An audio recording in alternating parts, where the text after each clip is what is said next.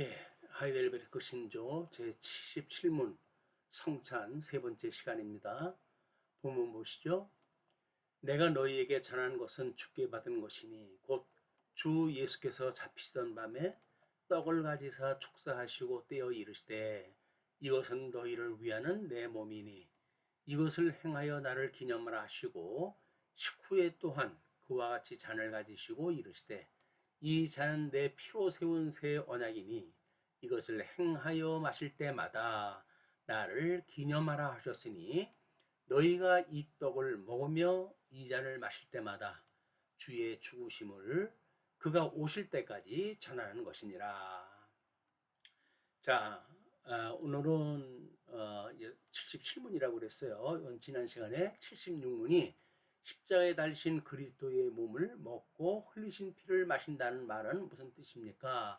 라고 하는 질문에 연결되어진 질문입니다.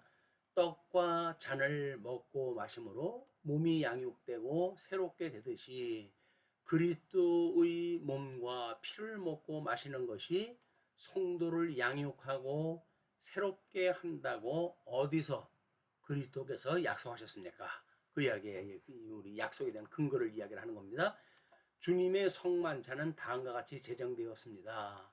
주 예수께서 잡히시던 밤에 떡을 가지사 축사하시고 떼어 가라사대 이것을 너희를 위하여 부서진 내 몸이니 이것을 행하여 나를 기념하라 하시고 식후에 또한 이와 같이 잔을 가지시고 가라사대 이 잔은 내 피로 세운 새 언약이니 이것을 행하여 마실 때마다 나를 기념하라 하셨으니 너희가 이 떡을 먹으며 이 잔을 마실 때마다 주의 죽으심을 오실 때까지 전하는 것이니라. 이 약속은 바울 서신에서도 다음과 같이 나타납니다. 우리가 축복하는 바 축복의 잔은 그리스도의 피에 참여함이 아니요 우리가 떼는 떡은 그리스도의 몸에 참여함이 아니냐. 떡이 하나요 많은 우리가 한 몸이니 이는 우리가 다 한 떡에 참여함이라 라고 하는 근거를 갖다 제시를 하다 한 거예요. 자, 고린도전서 10장 16절에서 이야기합니다. 우리가 축복하는 바 축복의 잔은 그리스도의 피에 참여함이 아니며 우리가 떼는 떡은 그리스도의 몸에 참여함이 아니냐. 떡이 하나요 많은 우리가 한 몸이니 이는 우리가 다 한 떡에 참여함이라. 성도는 예수 그리스도의 접붙어진 공동체임을 이야기를 합니다.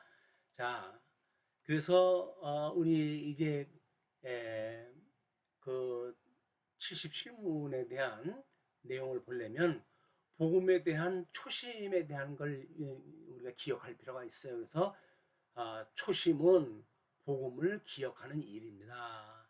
세례교인으로서 입교할 때에 아래와 같이 문답하였습니다. 그러니까 세례받은 자들만 지금 성찬에 참여할 수가 있으니까 세례교인으로서 입교할 때에 아래와 같이 문답하였습니다. 라고 하는 걸 다시 한번 기억을 갖다 해보는 거예요. 자, 보시죠.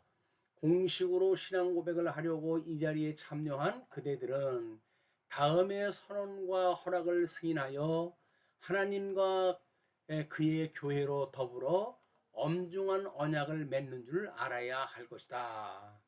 첫째, 그대들이 하나님 앞에 죄인인 줄 알며 당연히 그의 진노를 받을 만하고 그의 크신 자비하심에서 구원 얻을 것밖에 소망이 없는 자인 줄 압니까?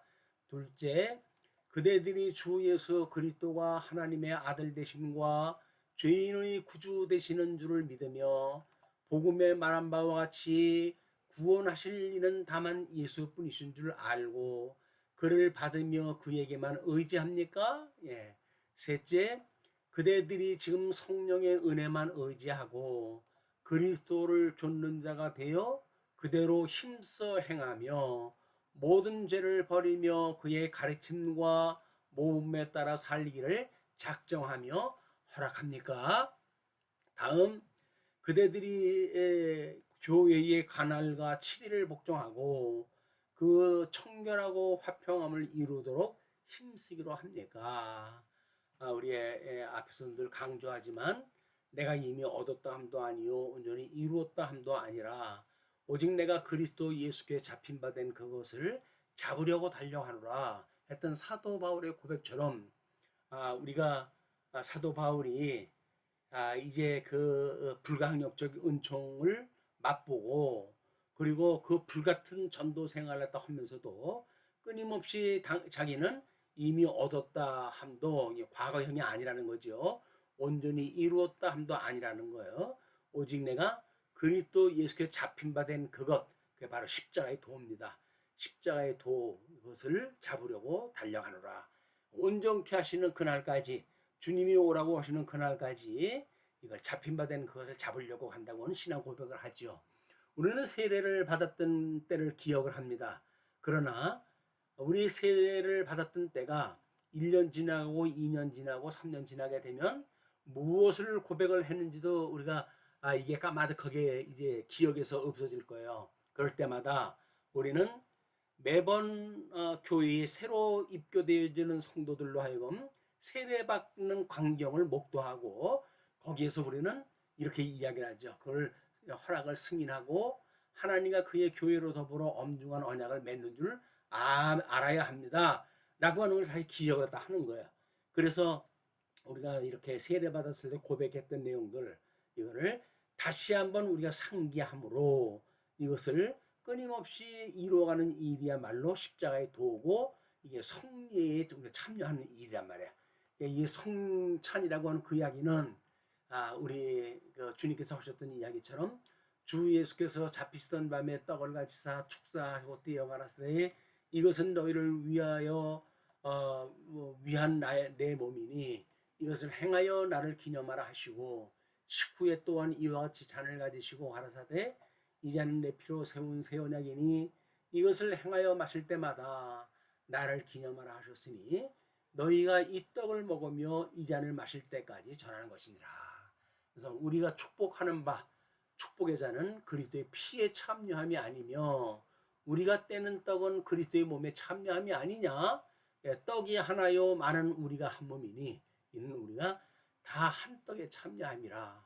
그래서 예수 그리스도와 연합되어졌던 접붙임 바 되어졌던 영생을 얻었던 그 감격을 끊임없이 기억하고 살아가는 방법이 바로 이 원리이기도 합니다. 자, 그러면 이렇게 정리를 했다 하죠. 주님이 가르쳐 주신 기도예요. 이거는 예정으로부터 종말론에 이르기까지 전 성경에 대한 이런 신학적인 의미를 담고 있는 내용들입니다. 그래서 하늘에 계신 우리 아버지요 라고 이야기를 하게 되면 우리 하나님의 예정론과 삼일체 하나님에 대한 걸 우리가 확인하다 하게 되어져요. 이 삼일체 하나님에 대한 이야기죠.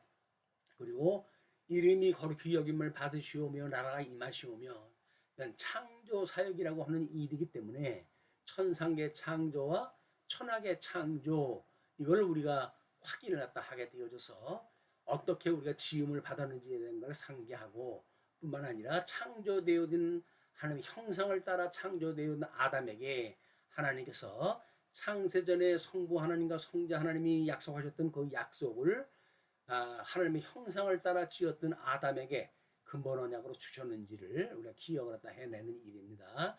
그리고 뜻이 하늘에서 이루어진 것 같이 땅에서도 이루어지이다 라고 이야기했듯이 이건 행위 언약과 은혜 언약이라고 그러지 않았어요. 그렇기 때문에 여기서 우리는 비로소 우리가 어떠한 언약 관계에 놓여져 있는 이 자손인지 이걸 상기함으로 해가지고 양대 언약과 또는 행위 언약과 은혜 언약을 총체적으로 확인하는 일들입니다. 이렇게 땅 위에서 이루어지는 일을 특별 계시인 성경을 통해서 우리한테 계시했기 때문에 오늘 우리에게 일용할 양식을 주시었고 여기서 우리는 계시론과 성경론에 대한 것을 다시 한번 확인할 수 있는 기회가 되어지는 거예요. 뿐만 아니라 우리가 우리에게 죄 지은 자를 사하여 준 것 같이 우리 죄를 사하여 주시었고 또 우리가 지은 죄, 인재론과 우리 죄를 구속했던 예수 그리스도의 기독론과 또 우리를 이 죄를 사하시는 구원론과 이런 것들이 여기에 포함되어져 있는 것을 바로 칭의와 성화라고 하는 그런 과정에서 성례를 통해서 끊임없이 확인해 가는 일입니다. 뿐만 아니라 우리를 시험에 들게 하지 마시옵고 다만 악에서 구하시옵소서. 성도의 견인을 이야기하는 건데 주님의 몸된 교회에 이것을 어떻게 주님께서는 우리를 참다운 그 치리로 우리의 이런 하나님의 통치 안에 있는 것을 알게 하신가 것이 끊임없는 권징이라고 그랬어요. 주님의 이 3대 교회의 3대 표지는 말씀, 성령의 권징이 있는데 이 권징이 말씀으로서 지도를 받고 말씀으로 책망을 받고 말씀은 하나님의 감동으로 되어진 바 것이 책망과 바르게 함과 의로 교육하기에 이게 바르게 함과 의로 교육하기에 유익하다라고 이야기를 하지 않았습니까? 그래서 말씀을 듣게 되면 우리는 책망이 있어요. 책망. 말씀을 통해서 죄인인 걸 깨닫고 그때마다 우리의 죄를 사해 달라고 기도하다 해야 되는 거지. 섰다 이루었다라고 해가지고 싸구려 복음에 함몰되어져 있는 현재 한국 교회에 잘못되어져 있는 복음관, 교회관, 삼위일체관 또는 여기에서 말하고 있는 우리 구원론에 대한 모든 문제 이런 걸 다시 한번 우리가 살펴볼 일이 있습니다. 이렇게 신앙 고백을 했을 때 우리는 성도의 신앙생활이라고 하고 그걸 세계관이 굳혀져 가는 세계관을 통한 배운 공부와 익힌 공부를 통해 가지고 우리 하나님이 어떠한 분인가를 배우는 과정들을 이야기합니다.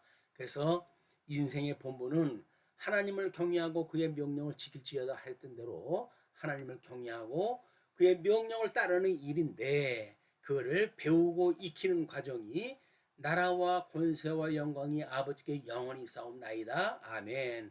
이러한 하나님의 섭리 과정을 통해 가지고 끊임없이 이걸 배우고 익히는 거예요. 그래서 이걸 우리가 이제 요한계시록의 끝자락에 가게 되면 전부 하나님 영광, 나라, 권세 또는 그의 권능 이런 것들을 찬양하는 모습들이 나타나는데 결국 이거를 위해서 하나님께서 천지를 만드시고 섭리사역을 해가는 겁니다.